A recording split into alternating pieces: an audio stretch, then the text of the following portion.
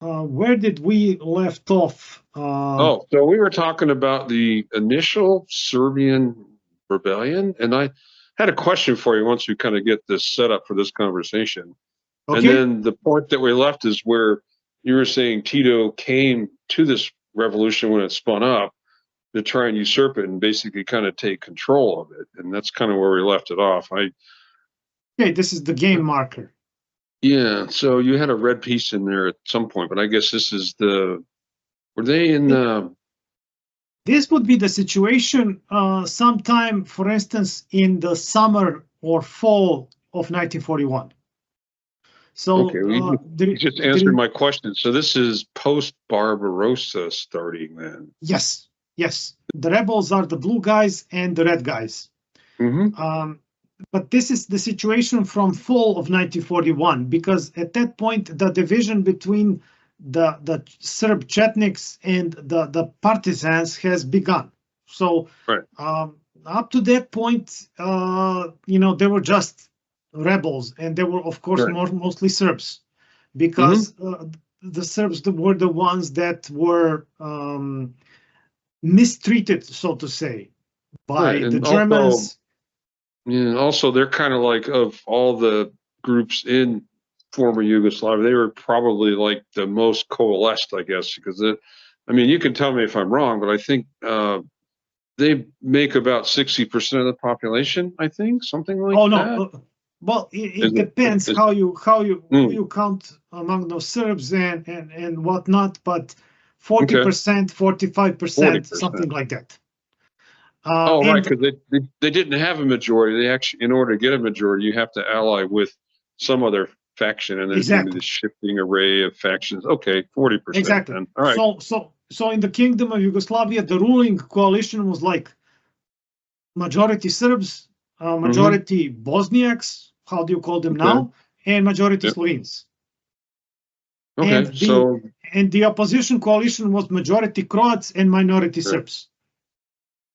Okay, and then you have like a whole array of other minorities that were they not even part of any faction at all, or were they kind of ignored in general, like the Montenegrins or the Albanians or the Montenegrins were not a separate nation at that point. They were considered Serbs. Oh, okay. Okay, and the Montenegrins had their own story. They had their own division between the pro-Serb and the pro-independence part. Okay. And to which it's the red part of the pro-communist part. They try to take people from both of these separate groups. Okay. So it's it's complicated as everything else.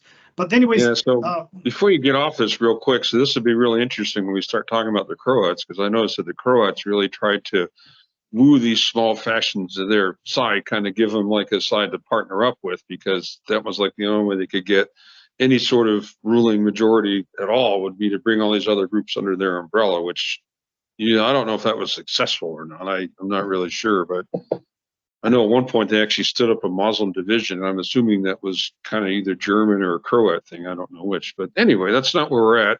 Let's get back to the initial revolution. Well, as you correctly said, for the independent state of Croatia, it was based on Croats, and it was also based on Bosniaks. So the Muslims. Okay.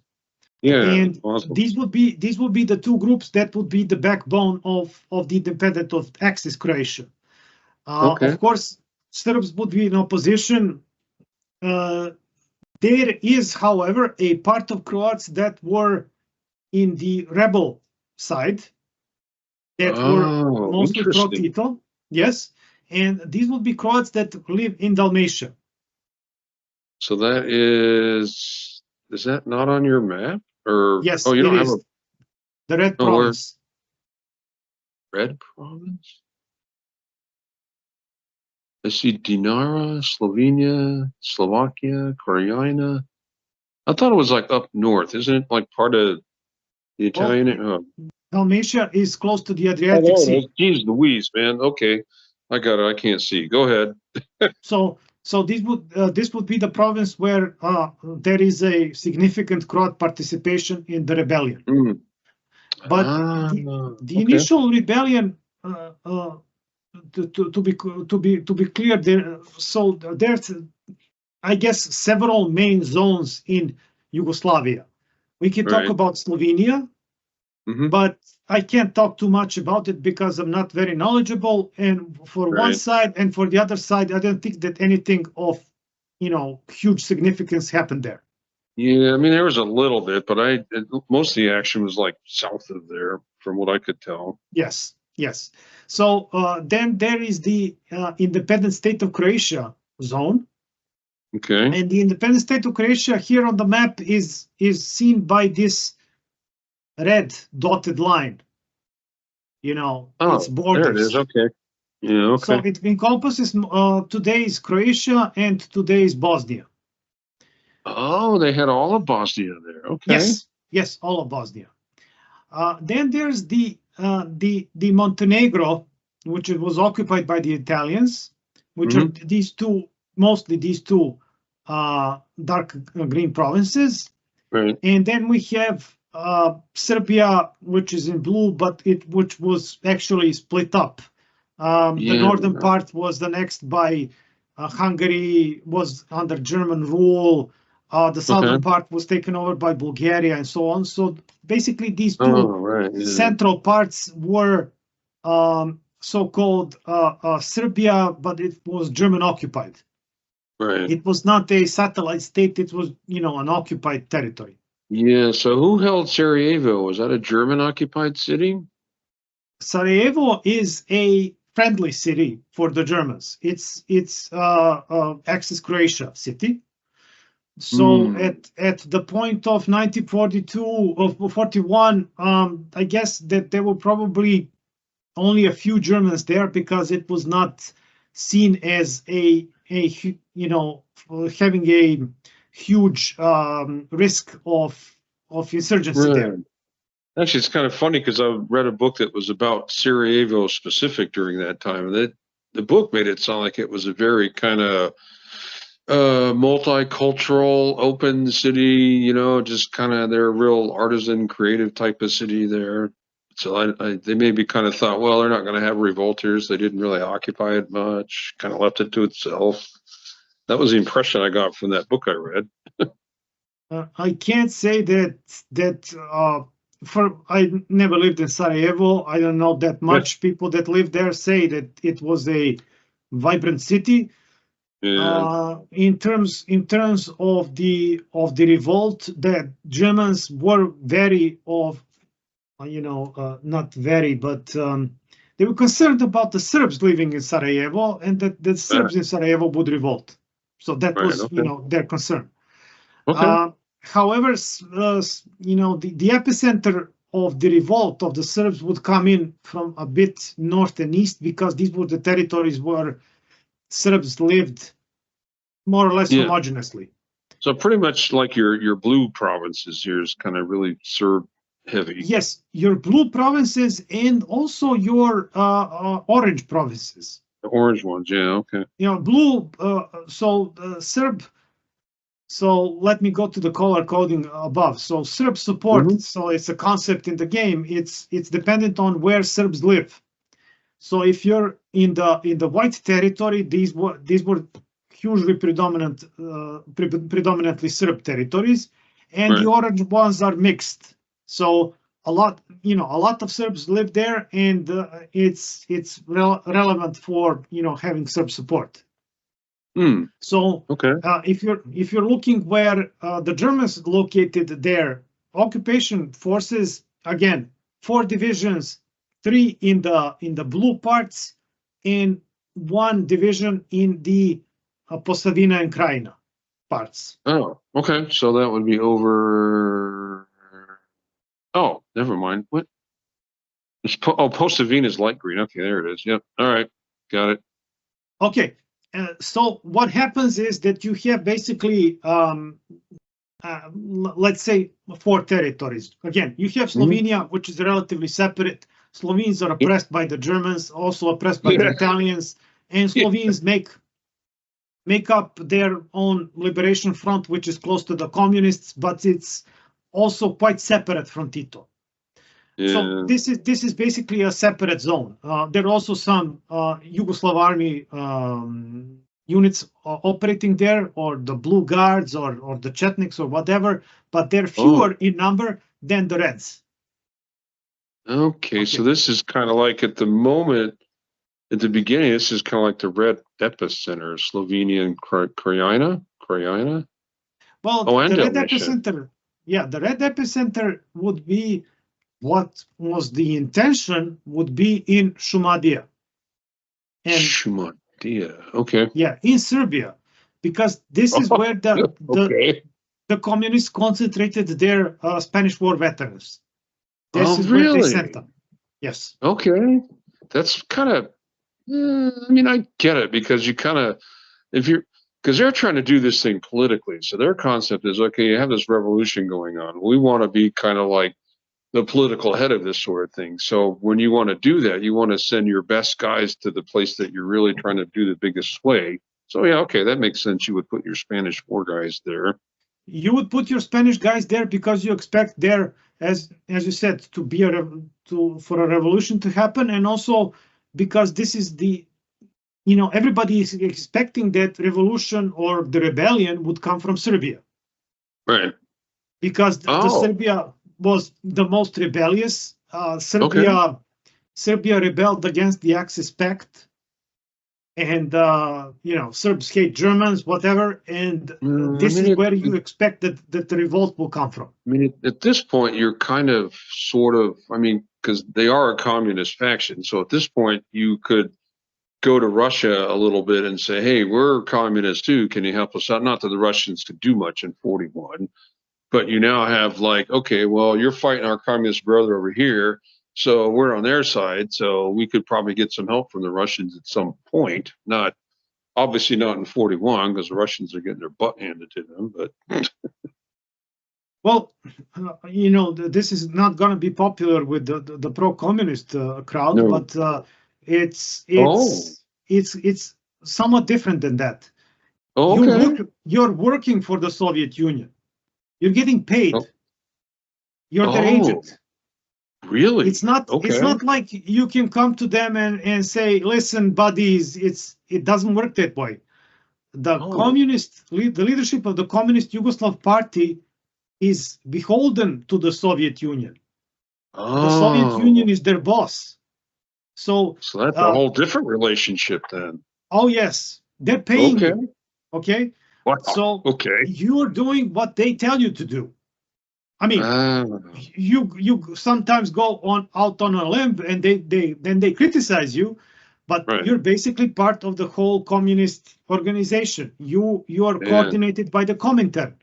So this story about Tito being independent from the Soviet Union and everything, it doesn't work that way.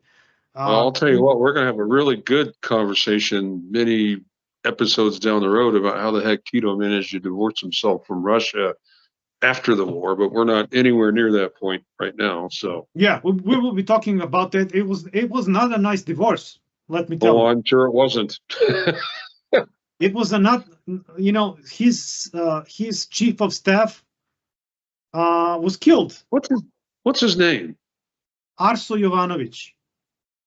Oh, because one of his heads wrote a book, and I can't remember the name of the guy. No, it's Gilas. It's Gilas. Yeah, that guy, Gilas. Yeah. He's a special case. We'll talk about him a bit. Okay, well, that'll be another fun episode, because I don't know anything about it. I just read his book. That's all I can tell you. So you're going to fill me with a lot of knowledge there.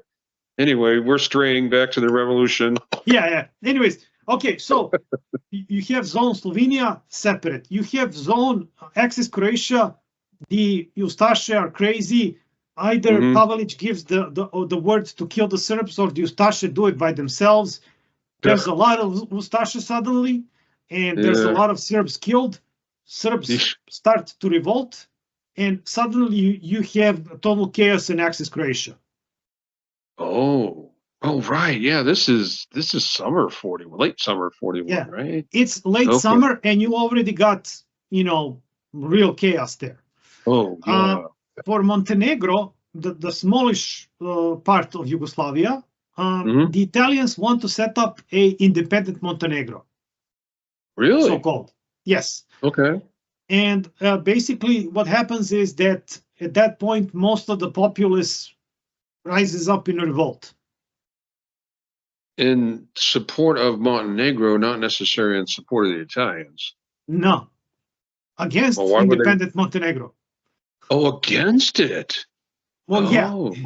And this date is the how do you say it? The independent, the public holiday in independent Montenegro. So, but anyways, yeah. Listen, it's what is happening today. Anyways, back then, that independent Montenegro was obviously an Italian satellite. So people rose up in revolt. When I say people, I mean Serbs and communists. Okay. And communists. But please bear in mind that at that point, in the initial point, communists were acting as helpers to the Axis. Really? Yes. Oh, because they're fighting the Serbians that are revolting against the Axis? I guess. Exactly. Communists don't want, communists would ultimately want to take over the country. Obviously, you have the pact between Stalin and, the Molotov-Ribbentrop Pact, where Soviet Union or Germany are friends, but, right. Oh, I forgot about that, because that thing just kind of like is instantly discarded in, June of 41. That whole pact is just done, just like that. But at that point, the Germans jumped the communists. Oh. So at that point, the Germans tried to arrest as much communists as possible. However, they're not hugely successful. I think they only got a third or a fourth of them. But the point was that they kept the communists close until that point because, keep your enemies closer. And the communists were happy to infiltrate the German occupation apparatus because obviously they had an agenda of their own. So I'm not saying that they were best friends. I'm saying that they collaborated, jointly collaborated with each other, with, of course, having, ulterior motives, both of them. It's how it works. Also, the communists wanted to be legalized in Axis Croatia, and they were seemingly in contact with the leaders of Axis Croatia. But the Communist Party was never formally legalized, unlike, I think, in Slovakia, where they were supposedly legalized and allowed. But anyways, I digress. Okay, so the point being is that once Barbarossa happens, the communists suddenly want to, of course, want to help the Soviet Union because they're working for the Soviet Union, and it's, it's their country. Please bear in mind, it's not Russia, it's the Soviet Union. Yes. Okay? And its coat of arms spans the whole globe. Okay, so, from 44, it's Soviet Russia and things like that. And this is 1941, and this is the Soviet Union, with who knows what kind of plans. And whatever plans they had got discarded in June of 41. So exactly, I'm of course completely suspicious on the motives of Stalin, Trotsky, Lenin, and people like that because I would assume the worst from them. And they rarely disappoint, I have to say. Yes. Anyways, so what happens is the communists now want to initiate as much revolts as possible because they want to help the hard-pressed Soviet Union. What happens is there are already revolts in Axis Croatia, and the communists simply want to take over the revolting units. And in some cases, they're successful. In Montenegro, they're actually wrestling with two revolts, actually wrestling with three revolts at the same time, Montenegro, Serbia, and... Those are Serb revolters. Yeah. And the point of the communists is to somehow try to take over these units, these people that are revolting. Sometimes they're successful, sometimes they're not. And sometimes they're successful and the people find out what the communists are doing and then get rid of the communists. Yeah. Okay. So in Montenegro, it is a general revolt against this Italian move. And this revolt is highly successful initially. And for Montenegro, we can talk about organic support for the communists. So we could talk about a relatively even split between the pro-Italian, pro-Chetnik, and pro-communist factions.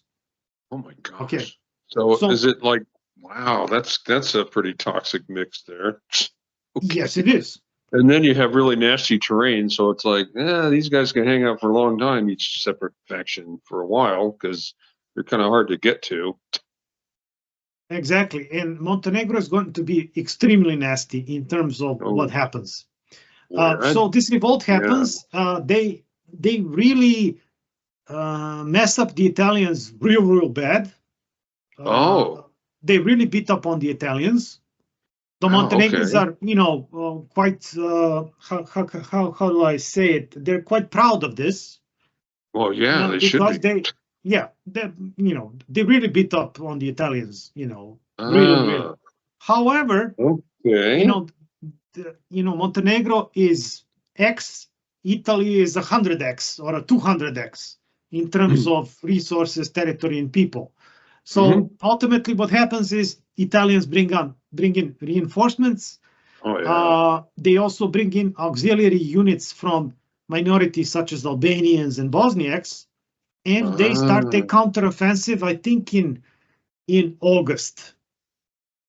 Oh, interesting. And so this would have been what's going on in North Africa at this point? This is they're fighting around Tobruk at this time, right?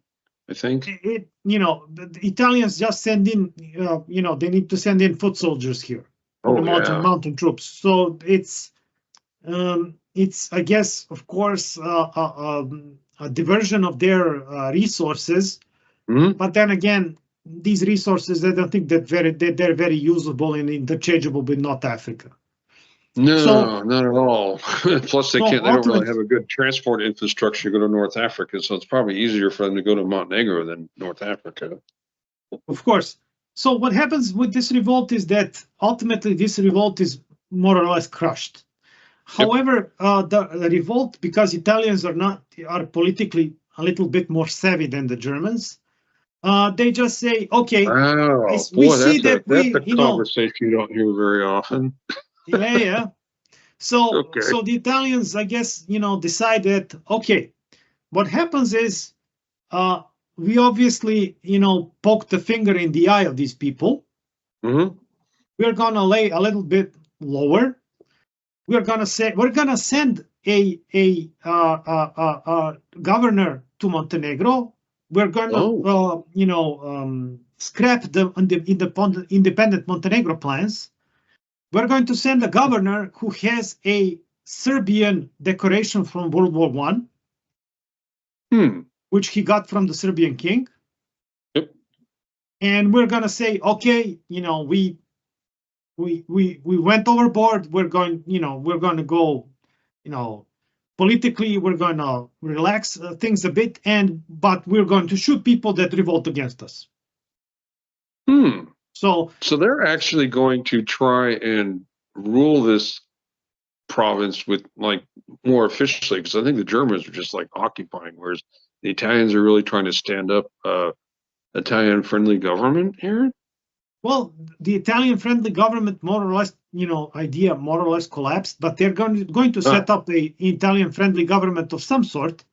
Right. But what they do is by doing that, by politically giving concessions, they are driving a wedge between the communists and the nationalists, because the nationalists revolted on account of the Italians, poking a finger in their eye. And the communists just want to revolt. They don't really care. They just want to revolt because they want to help the Soviet Union, and also they want to take over the country ultimately. Interesting. So that actually, this is something I had a hard time wrestling with when I was doing all this reading. I didn't really understand what the communists were doing in Montenegro. It didn't make any sense to me, but you just explained that really well. So thank you for that bit of information today. There you go. So you have a 50-50 split. The nationalists are relatively happy with the political developments, and they start laying down their arms and going home. Oh, so the communist units, however, remain in being, and at some point they're going to start targeting the nationalists actually, and there's going to be a very nasty development in Montenegro later on. Because this place seems to be just like always something going on throughout these years. There's always some sort of chaos going on in Montenegro. The whole 4 or 5 years this is unfolding, or 4 years, I guess. That seems to be the one part of the country that never really is quiet. Well, it's because there is a very relatively even split. Okay. Okay. That makes sense. Then we come to Serbia. And I guess the Serbia, well, obviously because I'm from Serbia, I'm kind of partial and I know a little bit more. Yeah, of course. And also there is also one reason why I'm going to mention Serbia a little bit more. It's because actually the Serbian revolt is developed in a very convoluted way, for one thing. And for the other thing, it bothered the Germans the most. So ultimately in Serbia, you're going to see the 3 garrison divisions being reinforced by 2.5 frontline divisions. Oh, in 41. In 41. Wow. Okay, you've really attracted some attention then, because the Germans are busy in Russia and they're sending real troops after your butt in Yugoslavia. Okay. Again, you have their attention at this point. Let me see if I can open somewhere the Serbian map. Okay. I don't know which map to use now. I'm sorry. It's okay. Okay, let me try with this one. It's a nasty map. Yeah. Okay, I think we see it. Oh, what are those? Interesting. What are all those dots then? This would be the map of the massacre of innocent Serb population. Oh. So these aren't actual grave sites. They're more just like an accounting of like how many people they say were killed there. Okay. Yeah. So Anyways, a lot of Belgrade, for example. Yes. What's east of Belgrade? What's all that? East or of west? Belgrade. I'm sorry, west of Belgrade. Sorry, not east. It's west and below of Belgrade. It's the camp at Jajinci. Also, I guess in Banjica, with the special division for DM personnel. Oh, so this is probably where the Croats are doing all their thing. Huh? No. These would be the Germans. Really? Yes. Holy the crap, Germans kept Belgrade. Wow, there's a whole bunch near the Italian border. What the heck? Oh, I did not know all that. That's a lot of. Well, okay. Well, tell us what we're seeing here then. This is the front line of the rebellion. Okay. And this is in fall of 1941. Okay. So as you can probably see, related to the direction of Beograd or Belgrade, this is mostly Western and Central Serbia. Yep. So just real quick question for you. Where is, because that area is mostly plains. So where is the edge of? No, mountains. That really? area is mostly mountains. Well, so my question for you was, where is the kind of like the border between the plains and the mountains? Let me open another map. Because I know that's important, because generally guerrilla warfare is far better for the defenders and rough. Oh, okay, yeah, that is the mountains. All right. So as you can see, this is basically, when you look at it, it's basically on the edge of the mountains. Yeah. So ideal guerrilla country. So, yeah. Okay, let me get back to the other map. So what is important here? Why did I want to draw this? So this is basically the front line and the territories that are taken over by the guerrillas. Mm-hmm. Obviously, the blue color are the Chetniks, while the red color is the partisans. Oh. Actually, wow, I think Čačak was probably split in control, but anyways. Wow, they're pretty much on top of each other, right next to each other. Yes, supposedly they're cooperating. Now, chronologically, what happens?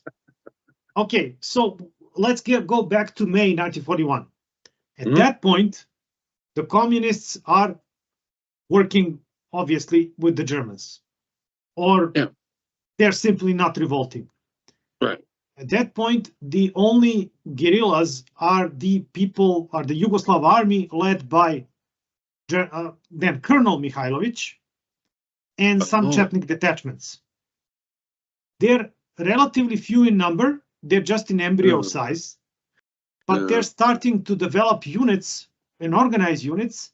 However, these units, instead of starting a revolt in Serbia, they're being used across the river in eastern Bosnia in order to help the Serb populace there. Yeah. What is Mihailovich's ultimate plan? I know what I think it is, but I might be wrong. I'm assuming he wants to basically keep the Serbians out of trouble and keep like a force in being, and maybe not try to attract too much destruction from the hands of the Axis powers. That's just my guess on what he's trying to do. Yeah, but that's because you're a military guy. Well, yeah, okay. So what's he trying to do then? exactly what you said. Oh, all right. Yay. I get a point today. Well, you're a military guy. You naturally understand what his, ultimate plan is, because obviously he can't fight the Germans. It would be complete nonsense. He doesn't have the resources. Yeah, he can't do it frontally. And furthermore, he knows what happens when there is a premature uprising without help coming. So Serbia had a Warsaw revolt experience in World War I. Yeah. There was a revolt in southern Serbia, which the Serbian forces were not able to help.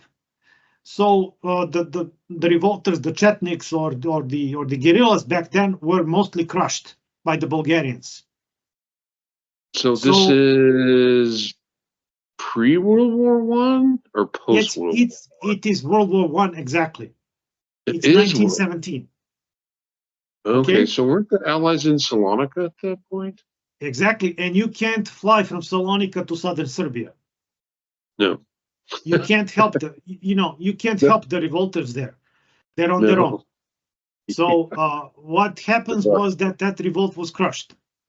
Yeah. So Mihailovich, of course, knows this. He's a soldier. He's far from stupid. Quite the contrary. I expect he's probably considered a hero in some circles, I would think. Yes, exactly. It's not just a hero, but he has a how do you say it, sound plan behind him. Yeah. So the idea is as follows. Okay, our formal army was crushed, but we will go to the forests and the mountains. We will reorganize, and we will start, setting up more permanent formations, guerrilla formations, which will do minor sabotage, intelligence work, perhaps targeted assassinations, things like that.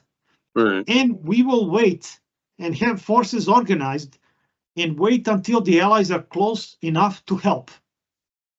At that point, we will start a major revolt. Boy, that's really brave to think the Allies are actually going to land in Yugoslavia, but I mean, they will land. Yeah. It doesn't matter. They don't have to land in Yugoslavia. They just need to land somewhere where they could provide some kind of substantial help. Yeah. They can land in Greece and Yugoslavia would revolt. Yeah, that's true. Anyways, so this is the original plan. However, since on the left-hand side there are massacres of Serbs happening at that point, he has to modify the original plan and start sending help to the Serbs across the river Drina. Oh. So he sets up permanent units a little bit earlier than expected, and he sends them across the river. Oh. So where's the Drina? Where's the Drina on this map? Let me draw it if I can. Well, just enough so I can kind of see which river it is. I see a whole bunch of rivers. I'm assuming it's the one near Sarajevo. Oh, hold on. Oh, there it is. Oh, okay. Yeah. Okay.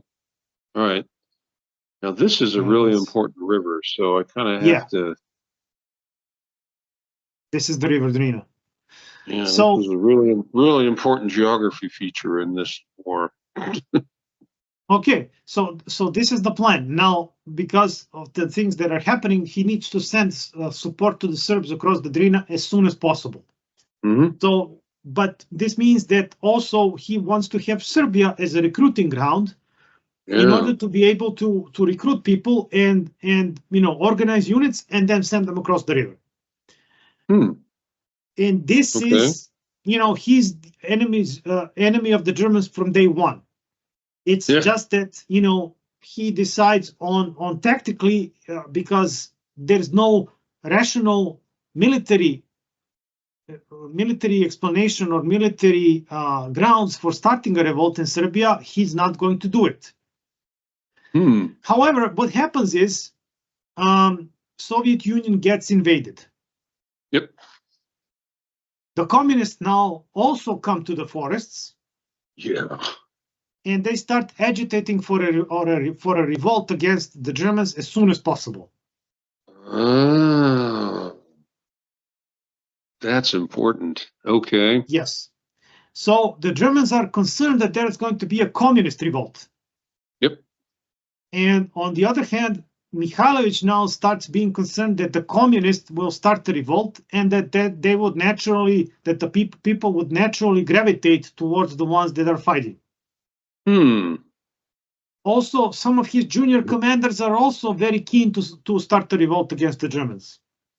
Boy, this whole thing gets flipped on his head when the English start trying to figure out which side to support about 2-3 years later. That's funny. We'll talk about that a little bit later, of course. Oh yeah, that's not now, but it's just kind of funny that like the British show up and they're looking for the people who are doing the fighting and they're convinced it's well, I guess it was the partisans, but anyway, not the point right now. So continue. Yes, it is correct to assume that the partisans are ones that are pushing for a revolt. Okay. But once the revolt happens, the Germans start sending out a report. Our initial assumption that there will be a communist revolt is completely wrong. This is a general Serb revolt led by officers. Oh boy. So when you look at the map and look at the colors, there is something that is very obvious to me. When I put it down in this way. Interesting. When you look at the partisan territories and the partisan location, they're cooperating, around Čačak and around Kraljevo. Yeah. But basically, their main force is located in the city of Užice, which is here. Yep. Oh, hold on. Let me, Zicha, which one is that? Oh, okay, you just squared it. Okay. Yeah. So this is where Tito is. Oh. And this is where Tito starts sending out most of his forces. Wow. Okay. Mihailovich is located, I guess, somewhere around this circle here. Okay. But he's located here with his staff. Ooh, hold on one second. How long have we been doing this now? Yes, I think. Well, I'm just wondering because my son just came home. I mean, if we've been doing this for an hour, I might have to pinch it off. Let's see where we are. We are. Oh, yeah. Okay, we may have to do a pause. And it's been about an hour, and I'm going to hang out with my son for a bit. But all right, this is a really good spot, actually, so we can start talking about the specific things. Oh wow, this is like the front line then. What's up, man? Huh? Oh, my son's going to poke his head in here for a second. Say hello to Andrea Vrazilic from Serbia. Hey there. He just got off work, so. Oh, man, this is great. Okay, can we wrap this up for about 5 minutes? This is a good spot. Okay. Sure. So what I wanted to bring to your attention is simply that from one side, it's the communists and the partisans that are being vocal in order to start the revolt. Yeah. But from the other side, when the fighting starts, who's in trouble? There's somebody else that is. Yeah, somebody else's skin is on the line. Exactly. So this was probably the communist plan all along. Ah, interesting. Okay, how about we stop there, because this is a really great point to kick into next week's session. Then maybe we can talk about how they kind of use. Well, actually, because the Germans didn't really know what was going on specifically at this point. They just knew there was a Serbian revolt. They expected a communist one, but from their perspective, it looks like it's a Serbian one, not a communist one, where the communists are just trying to start something. And actually, if you work it right, which it looks like they did in this case, you basically hang the Serbians out to dry and still keep your communism mostly intact because you don't actually get killed by this. So you kind of reduce your potential opposition with really little risk to yourself, which is a brilliant plan from Tito's perspective, if I understand this correctly. Yes, I believe this is also their plan. And this is also the belief of some of the, Chetnik commanders that were firsthand, that were present there. And this is also borne out by Tito's behavior. So he removes units from the front and sends them to Užice. Oh, interesting. All right, well, I'm going to have to stop there, but that is a really great spot for next week's session. So that'll be awesome. Thank you for sharing some knowledge today.